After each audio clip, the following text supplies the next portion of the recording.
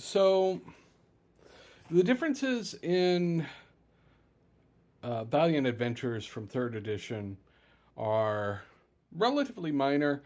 Uh, they made the combat a little more deadly, from what I can tell, because Valiant Comics is a little harsher than a lot of comic properties, so that makes sense. Beyond that, they've started to incorporate a couple of extra things that you can do with hero points, like basically using it for the luck advantage. You spend a hero point to be able to do a reroll, and a couple other things like that, which are modifications that will be making it into fourth edition. But the bulk of it will look very familiar to anybody who's used to third edition Mutants and Masterminds.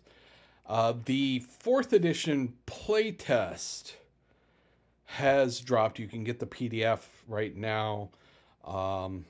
They were supposed to have physical printed copies at the event, but the printer kind of failed on them. But they were still offering the sort of pre-purchase of them, and then they will send the printed copy to me. So I'll have the print copy soon. But I've looked at the PDF of fourth edition. Again, there's some changes, but they're not so radical that they won't seem familiar to people who are familiar with third edition. There's some modifications to some of the social rules that I still need to wrap my head around, but they look like they basically add more social options. There are a couple of more options with your hero point. Particularly that luck thing I was talking about. That wasn't a function of the third edition there, as I can tell, but it is a function of the fourth edition.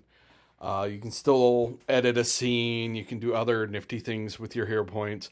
They also added something called plot complications in the fourth edition, which are sort of like, let's call them villain points, for lack of a better term. And a few other modifications that look solid. I'm only early days of poking at it. But yeah, I'm liking what I'm seeing. And Valiant Adventures is somewhere between 4th edition and 3rd edition. Like, they modify some things, but a lot of it will look virtually identical to anyone who's sort of surface level familiar with 3rd edition.